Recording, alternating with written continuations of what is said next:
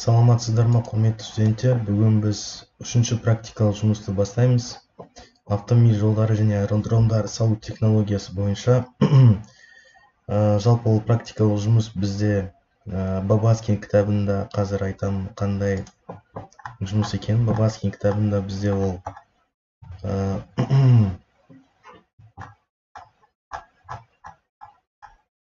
17-ші практикалық жұмыс Бабаскин кітабында 130 беттен басталынады. Орысша айтқанда составление ведомости объемов земляных работ с разработкой графика распределения земляных масс. Немесе қазақшаға аударатын болсақ, қазақша аты бізде мынандай неге ие болады бізде, я? Қазір мынаны қалай ашушы еді? Мына жер массаларын бөлу кестесін әзірлей отырып, жер жұмыстары көлемдерінің ведомостьін жасау. Жалпы неде кітаптың соңында бізде нелер болады, варианттар болады. Жалпы осыны ашасыздар, соңында бізде нешінші бет, приложение 17 дейді, 339 бет. 339 бетте осындай варианттар болады. Варианттар бойынша, тізім бойынша өз варианттарыңызды алып алыңыздар. Негізінен сіздерге қалай бөлуге кеңес беремін. Яғни кімде жарайды 5-ші санат бар, бізде 5-ші санат бола берсін жарайды. Әр кім журнал бойынша өз тізімін қарайды, өз тізім бойынша алып алады жер нелерін. Мен мысалы үшін өз вариантында 25-ші вариантты таңдадым. 25-ші вариант бойынша өз нелерімді, мына жердегі мағлұматтарымды, бастапқы мәліметтерімді теріп алдым мына жерге. Яғни менде вариант 25, жол санаты 5-ші болып келеді, я. Мына жерде 5-ші жол санат, жол кемінің қалыңдығы 0,43, үйіндінің орташа биіктігі 2,3, батпақтың тереңдігі 2,8 метр, батпақтың орналасу жері пикет 6, карьердің ара қашықтық 1 километр, я. Топырақтың түрі суглина клетки дейді. Енді біз жұмысымызды бастамас бұрын, алдымен біз осы жұмыста бізде неде кесте қарастырылған бізде. Кесте 17-де 1 дейді. График распределения земляных масс дейді. Таблица болады. Осы таблицаны бізге алдымен сызып алу керек бізге жұмысты бастамас бұрын. Яғни біздегі жұмыстың басты мақсаты осындай таблицаны толтырып алу.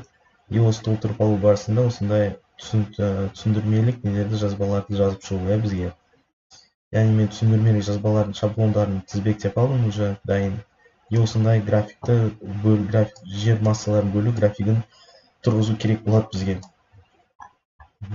Жалпы мына жерге салып қойдым мен осы нені графикті. Жалпы таблицаны қалай құру керектігін білмесеңіздер, таблица негізінен бізде альбомный форматта сызылады. Яғни бізде альбомный формат болуы мүмкін, және де книжный формат. Яғни же книжный, мына жерде альбомный формат. Альбомный форматты қалай жасайсыздар? Мына жерге кіресіздер. Мысал үшін сіздерде мынау соңғы не бет болсын дейік, альбомный. Мысал үшін сіздер бірінші бетті құрдыңыздар. Жарайды, қазір жаңа неден құрайықшы, новый документ. Мынау сіздер жаңа книжный бет, ең алдымен. Бірінші бет книжный сіздерде. Содан кейін келесі бетті не істеу үшін, альбомны істеу үшін макетке кіресіздер. Ориентация, разрывы, следующая страница дейсіздер. Разрывыға кіріңіздерде, следующая страница деңіздерді, ориентация альбомна дейсіз. Көріңіздер ма, сіздерде бірінші бет книжный болады да, келесі бет альбомный болып кетеді. Тура солай мысал үшін сіздер на бетті ғана альбомны қылдырғыңыз келіп тұр.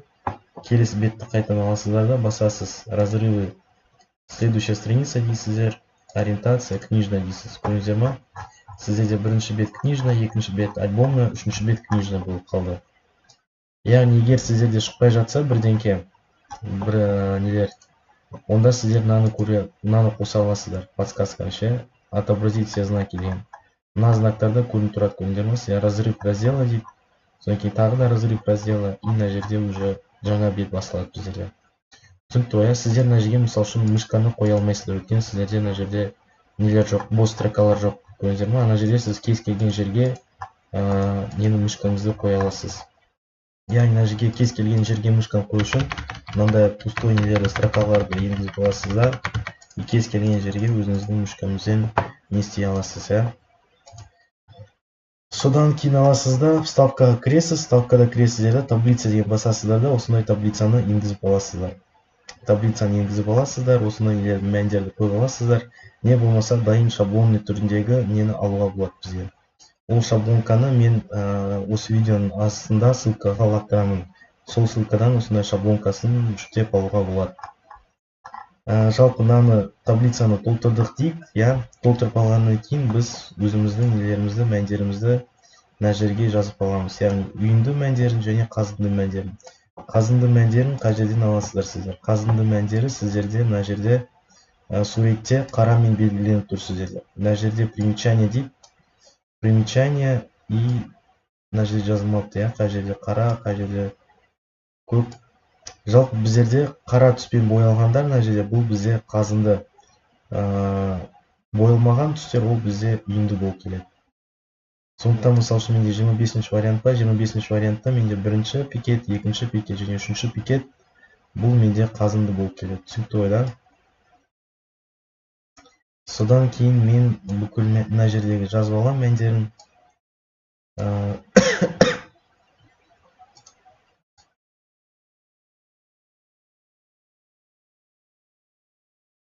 Қазір қайттан істеп көрейінші былайынан. Міне мәндерімді жазып алдым. Яғни менде бірінші қазында 2134, 2245, 2354 деп жазып алдым. Тура солай үйінді мәндерін үстіге жазып алдым. Енді екінші неде номерді бізде себілмелі жиек, жиек дегеніміз ол бізде обочина, өткен сабақтарда түсіндірдім ма, түсінген жоқпын ба? Бізде жиектер қарастырылады, жолымызда обочина. Жалпы олардың көлемін есептеу үшін бізде басында мынандай формула берілетін болады. Бұл формулаға қойып, біз өзіміздің немізді тауып аламыз. Яғни бізге 2 көбейтілген 100 бұл бір пикеттің саны, көбейтілген b жол санатына байланысты автокөлік құжатының жол жиегінің ені. Яғни жол жиегінің енін біз құрылыс нормалары және ережелеріне қарап таңдаймыз. Құрылыс нормалары және ережелері бізде неде, егер сіз группаға лақтырған болатын, егер сіз видеоны басқа бір неден қарайтын болып қарап тұрсаңыздар, онда сол құрылыс нормаларын және ережелерін интернеттен не болмаса жаңағы мен ссылканың астындағы группадан тауып алуға болады құрылыс нормаларын және ережелерін. Дәл менікіндей мен қазір ашамын құрылыс нормалары және ережелерін және көрсетемін қай жерден жол жиектерін қарап анықтауға болатын. Жол жиектерін бізде мына жерде бір жерде таблица бар. Біздің геометриялық көрсеткіштерін көрсететін, параметрлерін көрсететін.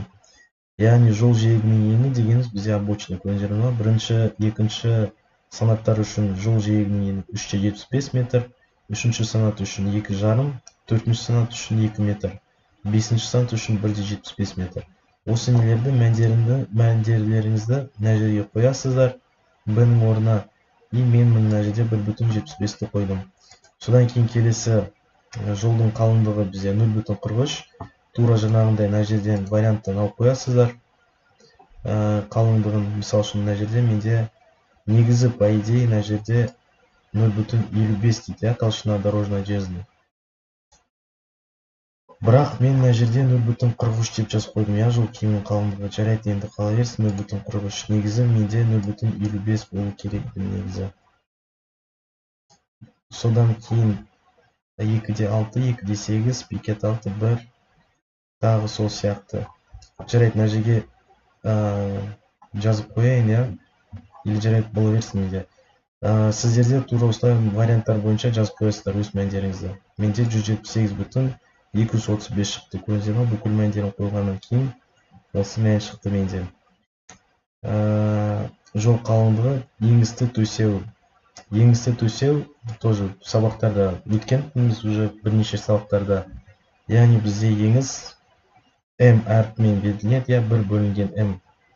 Яғни рис расчет инженерлік сооруженияда мен түсіндірдім, крышаны қарастырған кезде шатырды қарастырдық и басқа сабақтарда да қарастырдық біз. М бізде 1,5.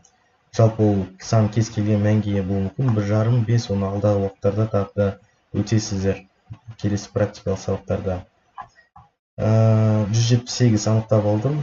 Яғни 178 шыққаннан кейін мен 178-ді мына жерге жазып аламын. 178 тағы сол сияқты. Содан кейін қазынды, менде қазынды мен жазып алдым. Келесі кезекте бізде күвет дейді. Күветті біз мына жерден де алып аламыз. Күветтің мәні міне бізде беріліп тұр, 197. Жалпы күвет дегеніміз не? Күвет бізде көбіне қазынды орналасқан жерде орналасады. Жалпы күвет бізде не үшін әзірленеді? Күвет бізде біздің жолдың қазынды жерлерінде судың жиналмауы үшін судың бізде күвет арқылы жолдың шет жақтарынан шығарылады, күвет арқылы. Жалпы күветтің бір мысалын келтірейін сіздерге. Күвет негізі, жалпы сіздерге жұмысты бастамас бұрын негізі осы теориялық мағлұматтарды оқып шығуға кеңес беремін. Міне мынау бізде күвет болуы мүмкін. Мынау күвет, содан кейін мына жерлерде күвет, мынау күвет, міне күветтер, яғни жолдың шет жақтарында осы күветтер арқылы бізде су шығарылады, бізде. Яғни егер бізде су мына жерде жолдың үстінен су мынау күветтер болмаса, онда бізде жолды әбден не істеп кетуі мүмкін, су басып кетуі мүмкіндігі бар. Ал былай егер мынау күветтер қарастырсақ, онда мына жерде жаңбыр жауған кезде су жолдың еңісімен ағып, күветке ағып, күветтен содан кейін шығарылады, біздің қазындымыздан, біздің бойлық еңісімізге қарап. Жалпы күвет осы. Келесі біз тығыздау коэффициентін аламыз. Тығыздау коэффициентін қалай аласыздар? Тығыздау коэффициентін сіздің негізге қарап аласыздар. Сіздің топырақ түрлеріңізге қарап таңдайсыздар. Жалпы топырақ түрін мына жерден таңдайсыздар. Жалпы тығыздау коэффициенті дегеніміз не? Бізде мына жерде түсіндіреді тығыздау коэффициенті дегеніміз не? Ол бізде қалайша айтсақ, тығыздау коэффициенті бізде міне осындай формуласы болады. К относительный дейді. Жалпы К относительный дегеніміз ол бізде қазір мына жерде бір жерде жазылу керек.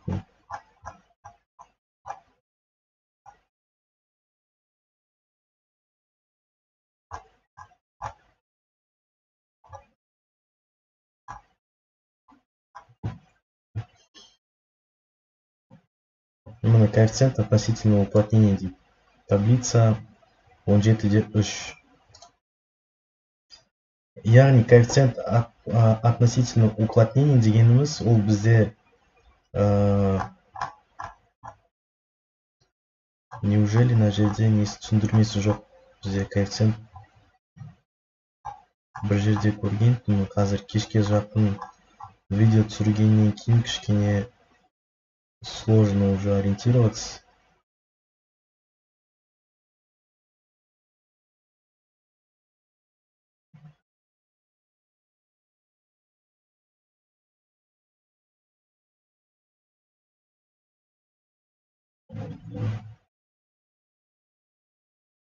То есть бізде коэффициент, коэффициент относительного уплотнения дегеніміз бұл представляющий собой отношение плотности сухого грунта в насыпи к плотности сухого грунта в резерве.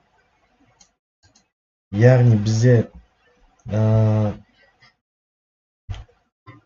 коэффициент относительного уплотнения дегеніміз біздің қазындымыздағы тығыздалған күйін біздің карьердегі, яғни карьерде немесе қасындағы, яғни табиғи күйдегі тығыздықпен салыстырамыз. Түсінікті ғой? Кейбір жағдайларда біз оны табиғи күйінен 10 есе тығыздап, одан сайын күшейтеміз. Коэффициент относительного уплотнения дейді оны. яғни мына жерде коэффициент относительно уплотненияны біз осы неден аламыз. Осы кестеден аламыз. Яғни сіздердің требуемый коэффициент уплотнения 1-ді аламыз. Яғни егер сіздерде пески, суглинки тағы сол сияқты болса, сіздер 1-1-ді аласыз. Суглинки болса 1-0,5. Лесные грунты андай-мындай болса 1-3. Скальные 0,95, 0,89, 0,84. Шлаки 1,26, 1,47 коэффициентті аласыздар. Яғни оның барлығы сіздерде мұнда жазылу керек негізі. Көрдіңіздер ме, сізде СГЛ деп жазып тұр. Яғни сіздерде суглинат несін түрін мына жерден таңдайсыздар. Жаңағы топырақтың түрін. Жалпы несін анықтап алғаннан кейін, біз тығыздау коэффициентін анықтап алғаннан кейін, менде 1,05 шықты. Кейбіреулерде 1,1 шығып мүмкін, тағы сол сияқты. Яғни тығыздау коэффициентін анықтап алғаннан кейін біз келесі кезекте неге көшеміз? Тығыздау коэффициентін ескере отырып, профильдік көлемін анықтауға көшеміз. Яғни 6-шы баған емес, тізбектегі несін анықтауға көшеміз. Яғни оны қалай анықтаймыз? Калькуляторды ашамыз да, өте оңай. Жаңағы біздің көлемдерімізді алып, коэффициентке көбейтіп, несін аламыз. Мысал үшін менде 2157 ма, нәжге жазып қоям. 2157 көбейтілген 1,05, менде шығады 2264,85. Яғни нәжге жазып қоям 2264,85. Тура солай мәнді аламда, мынаған көбейтем, нәжеге жазып шығам. Тура солай мәнді алам, мынаған көбейтем, нәжеге жазып шығам. Бүкілін сөйтіп шығамда, соңында общий суммасын жазып қоям. Түсінікті, осылайынан біз тығыздалған топырақтың көлемін анықтап алдық. Келесі кезекте себілмелі жиекті тура солай 178-ді 1,05-ке көбейтеміз, нәтижеге жазып шығамыз. 178-ді 1,05-ке көбейтеміз, нәтижеге жазып шығамыз. Соңында общий несін суммасын жазып шығамыз. Енді қазындыға келген кезде қазындының көлемін сол бетті қалдырамыз. Түсінікті, өзгертпейміз, өйткені ол уже өзінің табиғи тығыздалған күйі бар оның. Түсінікті, келесі кезекте біз жетіспеушілікті анықтаймыз. Яғни біз егер қазындымен, экскаватормен біз қазындыны қазатын болсақ, экскаватордың шөміші қазу барысында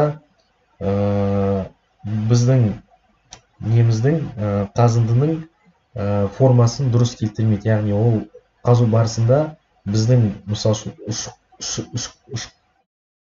үшкір нелерін, қазынды бұрыштарын, үшкір бұрыштарын бізде экскаватор не істемейді, қазбайды үшкір бұрыштарын. Яғни үшкір бұрыштарын қазу барысында біз оның көлемі бізде есептелмейді.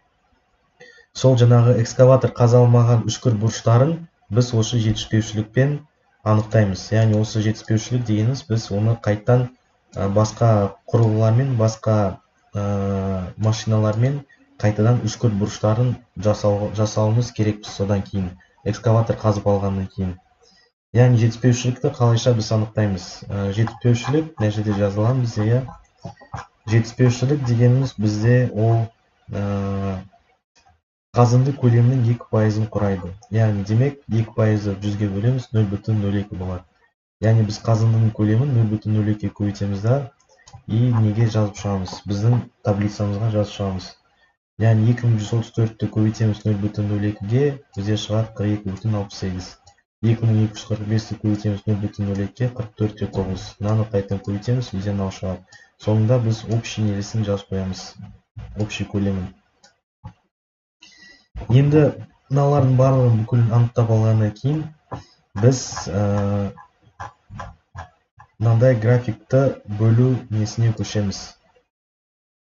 Графикті бөлу графигін тұрғызуға көшеміз.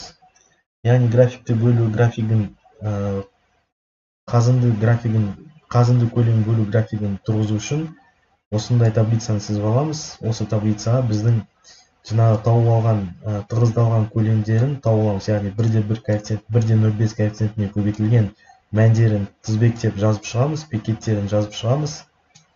И соңында бізде шоғырланған резервтер болады, я.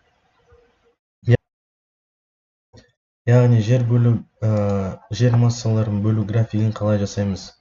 Жер массаларын бөлу графигін біз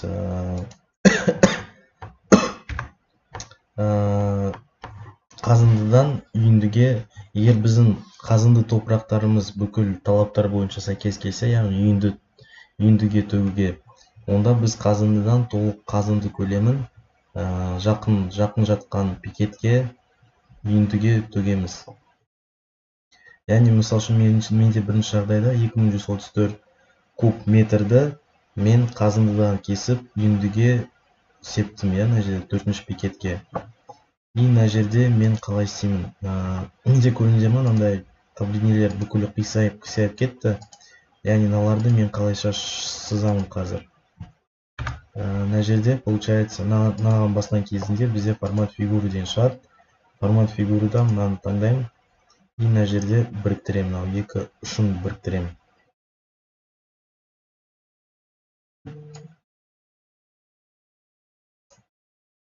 Осылайынан мені біріктіремін. Бұл бізде бірінші болды, я. Мынаның түсін де таңдап алуға болады, жаңағы сызған элементтің түсін.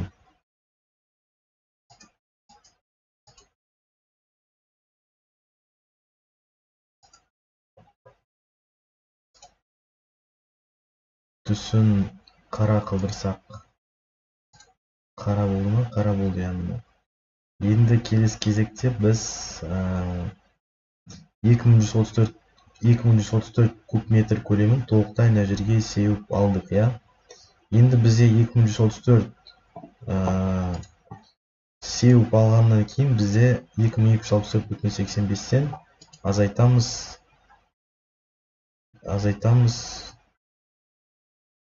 2134-ті, я.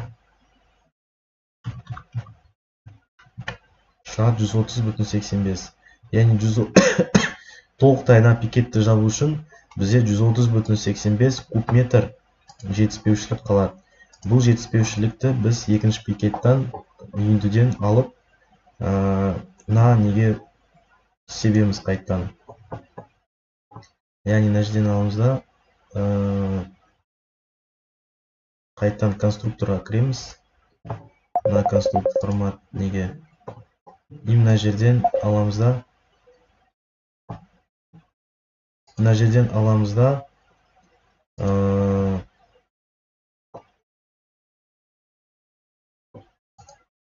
нені істеп қоямыз, қайттан сызып қоямыз, в общем. Мынандай линияларды сызып қоямыз. Неге не істемей жатыр, қазір жарайды, пауза қойыңыз. Яғни қайттан басамда мына элементке, и мынаны мына жерге апарамын. Қара қылдырамын, я.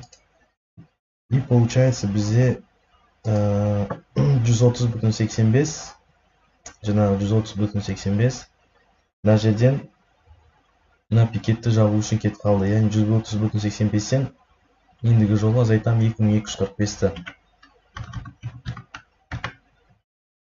2114,15, яғни мына жерден уже толықтай бүкіл көлемін 2114,15-ті мен 5-ші пикетті жабу үшін кетіремін үшін. Получается, толықтай 5-ші пикетті үшін кетіру үшін кетеді менде ол. И менде 5-ші пикетте қалады қанша? 2114,15-ті қосамын 2345,7, менде шығады 231,55. Яғни 231,55 жетіспеушілік қалады мынаны жабу үшін. Енді мынаны қайттан 231,55-ті мен аламда 3-ші пикеттен мына жерге толықтай 5-ші пикетті жабу үшін кетіремін. Сонда менде 231,55-тен мына не қалады, я? Получается, менде 3-ші пикетті 231,55-ті мен алып тастадым. Менде қалады 2122,45 куб метр қалады 3-ші пикетті. мен аламын да 3-ші бекеттен толықтай бұл көлемді 6-ші бекетқа себуге кетіремін. Яғни 6-ші бекетті осының барлығын апарам. 6-ші бекетті менде 477,35 куб метр басқа шоғырланған резервтерден құю керек болады. Мен оны аламын да мына жерге жазып қоямын. 477,35. Мынау бүкіл линияларын түзетіп әдемілеп сызып шығасыздар. Мына жерде менде енді қателер кетіп қалды кішкене. Енді былай несін түсіндіңдер деген ойдамын жасау нелерін. Егер қалай түсінбеген болсаңыздар, онда сабақтың үстінде бұны талдап өтуге тырысайық. Сұрақтарыңыз болса, сабақтың үстіне келіп, сабақ өткізу барысында өз сұрақтарыңызбен келіп, сұрақ қойып, түсінбеген жерлеріңізді сұрасаңыздар болады, я? Мен ешқашан сіздерді былай егер сіздерде сұрақ туындаса, әрине мен әрдайым жауап беруге қуаныштымын, я? Жауап беруге тырысамын. Енді графикті бөліп алғаннан кейін біз осы жасаған бүкіл орысша айтқанда махинацияларымызды мына жерде графикта көрсетуіміз керекпіз. Жалпы осы кестені оңай толтыру үшін сіздерге осындай Excel-да құруға кеңес беремін. Яғни Excel-да өте оңай түрде бүкіл нелерді есептеп тастауға болады. Мысал үшін бір неден мысал келтірейін. Мына жерде тең деймін да, сумма деп басам. Сумма окей деп басам да.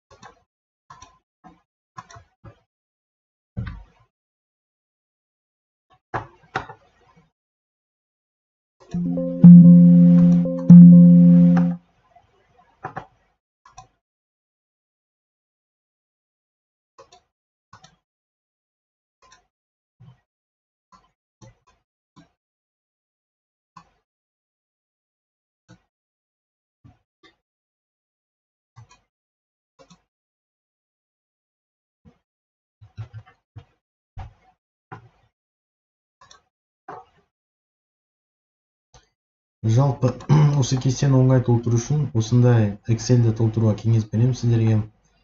Біріншінде, яғни қазір мысалын келтірейін Excel-дің жұмыс істеудің оңайлығы. Мысал үшін бізде мына жерде бүкіл мынау нелерді, мәндерді есептеу керек, я, общий мына жерде суммасын жазу керек. Яғни сіздер сумма дейсіздер де, мынаны бүкілін таңдап аласыздар да, бүкіл сумманы шығарып береді. Енді бізге бүкіл мыналардың барлығын суммасын мына жерде оң жағында жазып тастау керек, я. Яғни оны бүкілін жазып тастау үшін біз аламыз да, шет жағынан тартамыз да, астына апарамыз. Көрдіңіздер ме? Бүкілін шығарып берді бізге, бүкіл нелерді, суммаларды. Әрине кейбір жерлерде бізде қатты керегі жоқ, бірақ дегенмен мынау керек емес жерлерде алып тастауға болады. Енді біз мына жерде менде естеріңізде болса, менің вариантым бойынша менде кювет кішкене мәні, яғни преступной обучаның мәні, себілмелі жүйенің мәні кішкентай шықты. Неліктен ол кішкентай шықты? Өйткені менде менің вариантым бойынша сәйкес келмеді, қалыңдық. Менде жол киімнің қалыңдығы 0,43 деп тұр, бірақ неде жаңағы кітапта онда менде қалыңдық неше болды? Ол жерде қалыңдық менде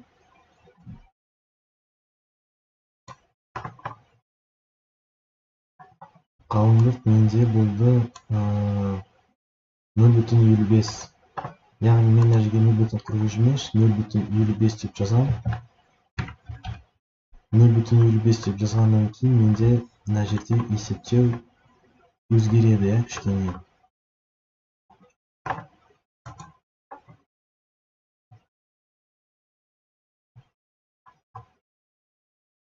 Яғни мына жерде мен 0,5 деп жазамын. Мына жерде де 0,5 деп жазамын. Онда менде қандай мән шығады? Қазір 0,5-ті қойған кезде менде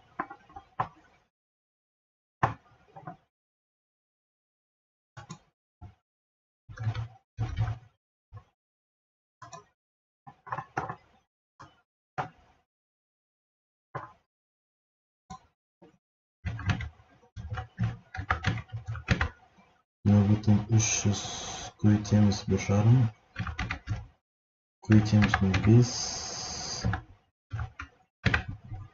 0,266 шықты. Енді мына мәнді аламыз да 1,75-ті көйтеміз 0,5-ге, қосамыз жаңағы мән, көйтеміз 100-ге, көйтеміз 2-ге. 237,875.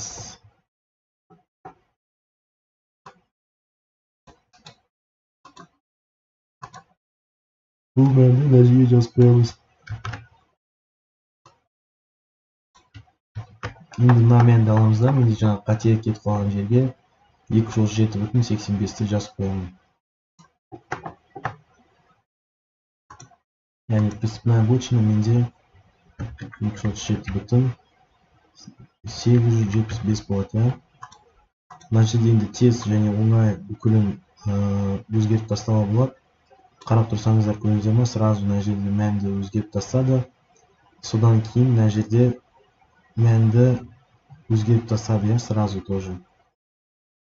Яғни бізде мына жерде қалдықтар қалып отыр, минусқа кетіп отыр. Негізі ондай минустар болмау керек.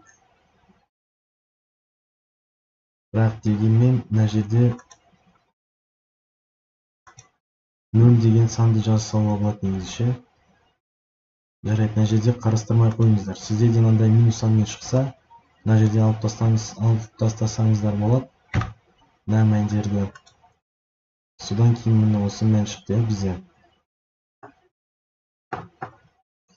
Негізі мынаның мәні көріп қарап тұрсаңыздар, мына мәннен мынаны және мынаны азайтқандағы мән ғой. -1 шықты, -4, -6 шықты, көрдіңіздер ме? Ол негізі мынандай мәндер шықпау керек негізі. Бірақ жарайды, мынаны алып тастайық. Сіздер енді тура солай жаңағындай істеп қоясыздар. Бір-бірінен азайтып, мәндерді жазып қоясыздар. Содан кейін мына жерде выторговывание, объем выторговывания жазылу керек. Яғни выторговывание дегеніміз бізде батпақты жерден батпақтың көлемін алып тастау. Батпақтың көлемін біз қандай немен есептеп аламыз?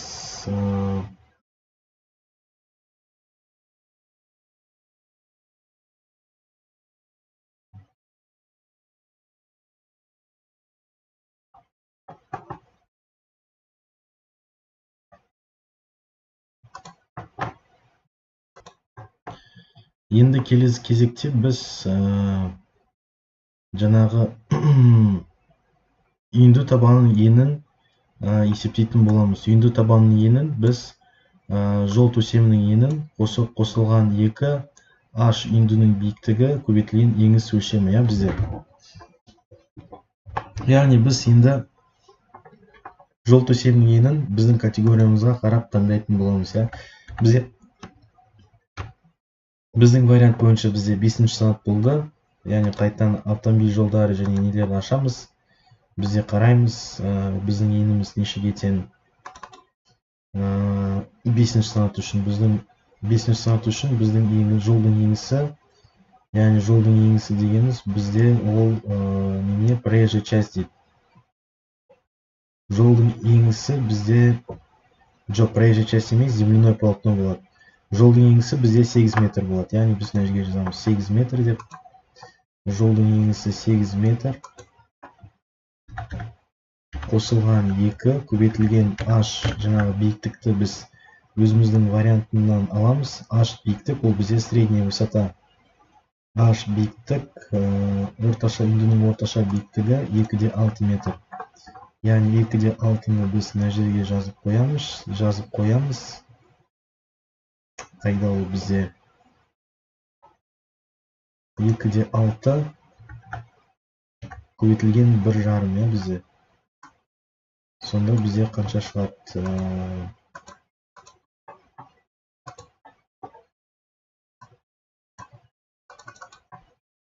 2-ні көбейтеміз 2,6-ға, көбейтеміз 1,5-ға, қоссаңыз 8-ге, 15,8 метр.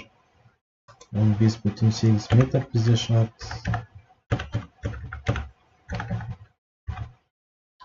B штрихіміз бізде 15,8 метрге тең болады. Енді біз топырақ өсімдік қабатының ұзындығын алатын боламыз. Бізде топырақ бізде 9 метр деп аламыз. Өйткені бізде 100 метр пикет 100 метр қашықтықта, пикет қашықтығында бізде бақ бар, лай бар, бізде. Бұл лайды біз алып тастаймыз, алып тастауымызға керекпіз. Яғни ол 100 метрлік, 100 метрден бізде лай қарастырылған, Яғни мына жерде растительный грунт бізде 9 метр деп аламыз. Жолдың ұзындығы 9 метр деп аламыз. Тоже мына жерде кітаптағындай. Мына жерде қарайтын болсаңыздар, кітапта бізде 9 метр алынған. Өйткені бізде ұзындық 9 метр. Тура жаңағындай. Болото ұзындығы көрдіңдер ма? 100 метр болады бізде. Болото ұзындығы, яғни лай ұзындығы бізде. Сонда біз растительный грунт дейміз 900 көбейтілген жаңағы B штрих бізде. B штрих нешеге тең болды? 15,8.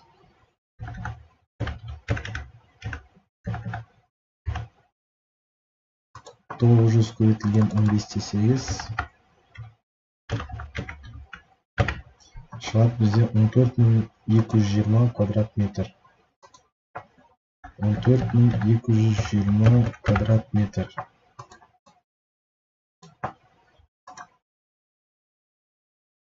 Енді көлемін анықтайтын боламыз. 14,420-ны көбейтеміз 0,2-ге. Қанша шығады бізде?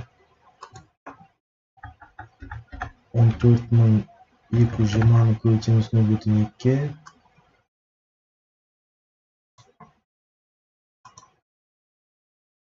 Келесі кезекте біз батпақтың алынатын көлемін есептейтін боламыз. Батпақтың алынатын көлемін бізде жаңағы еніміз, біздің ненің ені ол бізде B штрих дегеніміз жол төсемінің ені, көбейтілген лайдың тереңдігі, көбейтілген лайдың ұзындығы, Онда бізде қанша шығады? 15,8-ді көбейтеміз 2,8-ге, көбейтеміз 100-ге.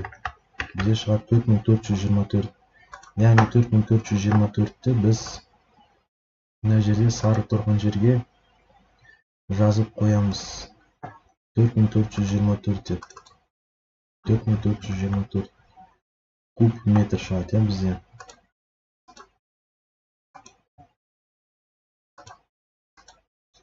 Келесі кезекте біз растительный жаңағы грунтты топырақ несін анықтаған көлемін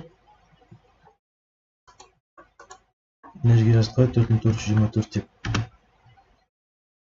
Жаңағы көлемін анықтаған көлемін біз не істейміз? Топырақтың анықтаған көлемін 2844 шықты ғой, бізде. 2844-ті бөлеміз 9-ға, біздегі жаңағы нелер санына, пикеттер санына бізде 316 шығады, Яғни 316-ны біз әрбір неге салып қоямыз. Жаңағы өсімдіктің 316 дедік, өсімдіктердің нелеріне. 316'ларды салып қоямыз. Мына жерде де 316 болады бізде.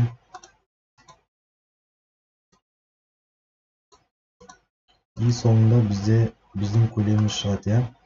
1896 жаңағы біздің неліктен ол мынандай сумманы алып отыр. Мына жерде мына сумманы алып тұрған жоқ та бізде. 2844. Неге мына жерде мына мәнді алмады бізде? Өйткені бізде мынау соңына дейін болмады, я.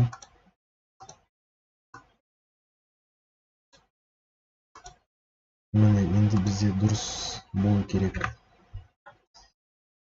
Жалпы қазірден бастап немен жұмыс істеуді үйреніңіздер. Excel'мен, өйткені ертең производствоға барған кезде сіздерден Excel'ді білуді талап етеді. Яғни қазірден бастап Excel'ді үйрене берсеңіздер, ертең жұмыс орнында оңай сіңе аласыз, оңай жұмыс істей аласыз Excel'мен. Енді қараңыздар, келесі кезекте бізде направление транспортировки зоны осыны анықтау керек болады. Осыны анықтау үшін бізде мында біздің мысалымыз бойынша мынау нелер екі не бізде біріктірілген. Тек қана мына жерде вытарховывание тұрған жерде екі мән жазылатын болады бізде. Яғни осылайынан істеп қоямыз. Мына жердегі астыңғы нені алып тастауға болады. Верхняя граница, я. Без нет границы деп жазып қояйық. И мына жерде левая граница и верхняя граница деп істеп қояйық. И правая граница бізде. Болды міне. Получается, на направление транспортировки зоны мына жерде қалай істейсіздер? Мына жерде сіздер жаңағы 13-ші бағандағы мәндерді біріктіріп, бір-біріне біріктіріп, осы мәндерді жазып қоясыздар. Яғни мына жерде тек қана бір мән болғаннан кейін қосылған негізі үстіндегі мән болу керек, бірақ мына жерде қазынды болғаннан кейін үстінде бізде мәніміз жоқ, я. Қосылған осы мән бізде шығады 237,85. Яғни бүкіл жерге мына жерге дейін жазып қоямыз. Бізде міне осы мәндер шықты, я. Келесі кезекте біз мына жерде біздің қайтадан мына жерде вытарховываниенің мәні сол беті қалады. Вытарховываниенің мәні сол беті қалады, мына мән. Ал үстінде бізде не кетеді? Үстінде бізде жаңағы мына екі мәннің қосындысы болады, я. Тура сол 477,35 қалады бізде, я. Мына жерде қатежі беріп қойыппын. Мына жерде мына екі мәнмен бөлек тағы да осы мәнді қосамыз біз. Енді борды. Үш мәнді жазып қоямыз. Мына жерде де тура солай. Мына жерде получается бізде мынау мен мәннің қосындысы болады, я, бізде. Анау астында болады, ал үстінде тең дейміз да. Мына мәннің қосындысы болады бізде. И мына жерде тура солай жалғастырамыз. Ctrl-T дейміз да, Ctrl-V. Тура сол бетіндегі формуланы қайталап шықты бізде. И мынаның барлығын қосып шығамыз да. Соңында мына жерде ешқандай нелерді жазбаймыз, я, біз. Ешқандай мәндерді жазбаймыз.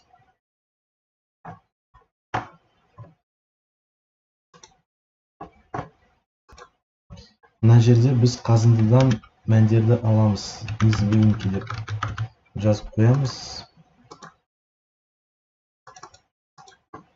Из выемки. И мына жердегі из выемканың мәні мына екі мәннің қосындысы болады.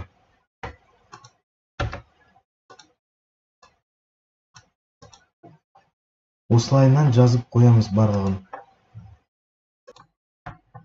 Енді қараңыздар. Осыны толтырып алғаннан кейін, мына жерде осындай жалғасы болады біздің таблицаның. яғни мына жерде біз уже біздің жұмыстарымыздың несін көрсетеміз, жаңағы итеру нелерін көрсетеміз, қандай нелерді қолданатынымызды. Скрепер, бульдозер немесе экскаватор, автомобильный с погрузкой экскаватором емкостью ковша. Мына жерде әлі жазған жоқ, мына жерде қазір жазып аламын. Получается, автогрейдерларды біз неде кітапта жазылғандай нашар категориясы аз автомобильдерді жобалау барысында қолданамыз, біз. Немесе аз көлемді жұмыс қажет ететін жұмыстарға қолданамыз автогрейдерларды. Бульдозерларды біз 100 метрге дейін қолданамыз. Автогрейдерлар, скреперларды 60 метрге дейін. Даже автомобиль жүк салғыш автокөліктеріне салып, оларды 4 километрге дейін тасымалдай аламыз, біздің нелерімізді, жер көлемдерін. Яғни менің жағдайымда мен қалайша жасаймын. Менде қазындыдан үйіндіге тасымалдау қашықтығы үлкен болғаннан кейін міне қараңыздар, мынау бірінші пикеттен мен аламда 1-2-300 метрге дейін бірінші пикеттен төртінші пикетке тасымалдаймын. Яғни менде бульдозерді осындай ара қашықтықта тасымалдай алмайды. Сондықтан мен скреперді қолданамын. Егер мен мысалы үшін 2354-ті мына пикетке лақтыратын болсам, онда менде бульдозерді қолдануға болушы еді 100 метрге дейін. Алайда менде қашықтық үлкен болғаннан кейін мен мына жерге скреперді қолданамын. Егер сіздерде қашықтық 100 метрге дейін болса, онда бульдозерді қолдана берулеріңізге болады. Яғни мен оны тасымалданатын пикетке несін қойып қоямын. Тасымалданатын пикетке ара қашықтығын қоямын. Яғни менде тасымалданатын пикет мына жерде тұрғандықтан мен 2134-ті мына жерге жазып қоямын. 300 метрге дейін тең деймін, мына мәндерді жазып қоямын. Түсінікті ғой, 2134 араға кетемін, тура солай жазып қоямын. В общем, менде 3 не болады, 300 метрге дейін тасымалданатын скрепер арқылы тасымалданады. Содан кейін астында мен міндетті түрде олардың кюветтен алынатын мәндерінде жазып қоямын.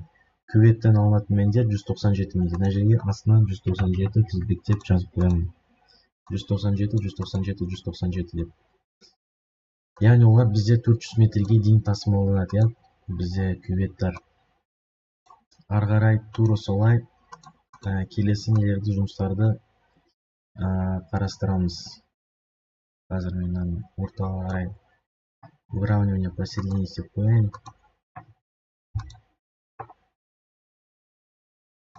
Яғни мына жерде скреперлармен өндірілетін жұмыс көлемін жазып алғаннан кейін біз недобордың нелерін жазып қоямыз. Яғни недобордың мәнін біз мынау 22-ші неден алатын боламыз.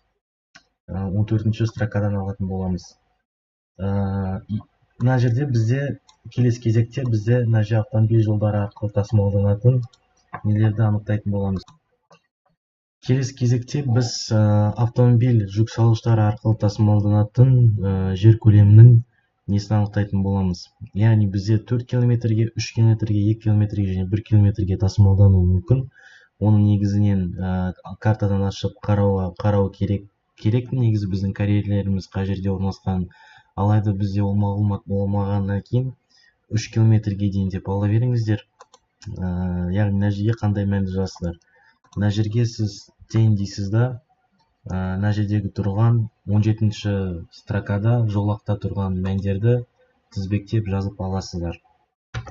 Яғни бірінші бізде 17,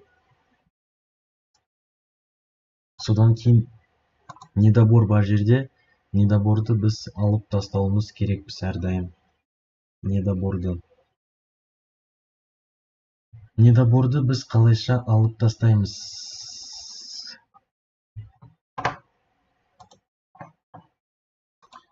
Мына жерде біз тура жаңағындай мәнді копировать етіп қоямыз. Яғни қазір мынау не болып кетті, мынау неге формула. Яғни мына мәнді аламыз да, мына мәннен біз мына недоборды алып тастаймыз. осындай реттілікпен келесі нелерді де анықтап аламыз. Мына жерге келгенде тура осындай реттілікпен анықтап аламыз. Содан кейін енді бізде практикалық жұмыстың соңғы несі қалып тұр. Соңғы формуласы. Соңғы формуласына қарап біз жаңағы нені анықтап аламыз, я. Бізде міне осындай соңғы формуланы бастамас бұрын алдымен осындай нені схеманы сызып аламыз, өзіміздің жол төсемінің. Содан кейін схеманы сызып алғаннан кейін осындай формуланы қолданамыз, я. B қосылған 2 h көбейтілген m. B дегеніміз бізде жол төсемінің ені, бізде сыныптан қарап аламыз. Бізде неше метр болды? Ол 8 метр болды. Сыныпта 5-ші категория үшін 8 метр. Содан кейін 2 көбейтілген 0,55, мен жағдайымда көбейтілген 1,5. Менде шықты 9,65. Енді 9,65-ті 100-ге көбейтемін, 965 шықты, я менде. 965-ті мен аламда оны мына жерде 36-шы жолаққа жазып қоямын тізбектеп. 965 деп. Жалпы бізде есепті жүргізу барысында бізде выторфованный, содан кейін осындай неше түрлі мәндер шықты, я. Осы мәндерді біз қалайша алдық. Осы мәндерді мен жалпы осыны сізге лақтыратын болам.